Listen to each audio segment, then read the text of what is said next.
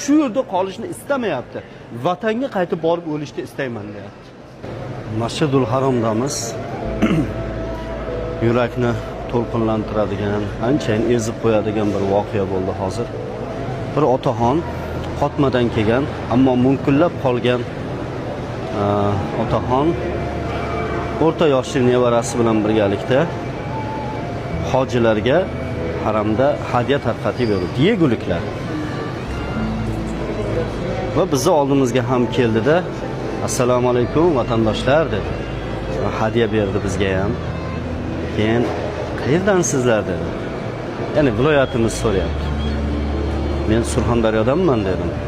Birdan menga yalt etib qaradi-da, bir qadrdonni topganday, "Surxondaryoni qayerdansiz?" dedi.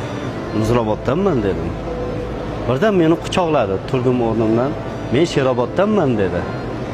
Keyin "Mashalloh" dedik, suhbatlashdik va ko'z yosh qildi birozgina.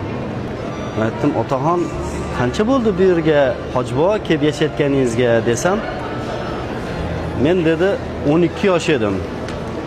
Yurtimizni shu ruslar bosib olib, rosa qatag'on boshlanib, Stalin davri boshlanib, qiraqir bo'layotgan paytida bobom rahmatli otamni, onamni, amakilarimni va bizni olib avval Afg'onistonga, keyin Arabistonga kelganmiz, muhojir bo'lib kelganmiz" dedi.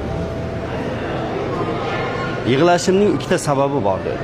Birinchisi, bobom rahmatli Qirol Faysal davrida Qirol Faysal Buxoriylarga, ya'ni Movarounnahrliklarga, O'zbekistonliklarga fuqarolik va Toifdan yer berganda bobom rahmatli Toifdagi yerni olib, ammo fuqarolikni olmagan, bizga ham oldirtirmagan dedi.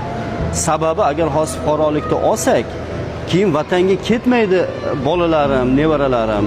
Biz lekin qaytib ketamiz vatanga, bosqinchilar yo'q bo'ladi.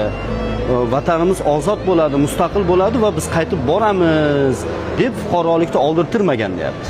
Faqat yerni olganmiz deyapti. Va bobom rahmatliga, ota-onamga armon bo'ldi vatanga qaytib ketish. Mana shu tuproqlarda o'lib ketdi deyapti. Ikkinchisi, bizdagi vatanga bo'lgan muhabbat bir lahza bizning tarqiga yo'q. Ammo bolalarimda bizdagi muhabbatning yarmi bor. Nevaralarimda umuman O'zbekiston, Movarounnahr, vatan, Surxondaryo degan tushunchani o'zi yo'q. Bular Saudiyani vatan deb biladi nevaralarim. Armonim bor bitta, shu armon bo'lib qolmasin, duo qilingizlar. Niyatim vatan tuprog'ida jon berishdi. Surxondaryoga borib, Sherobodga borib o'lishni xohlayman.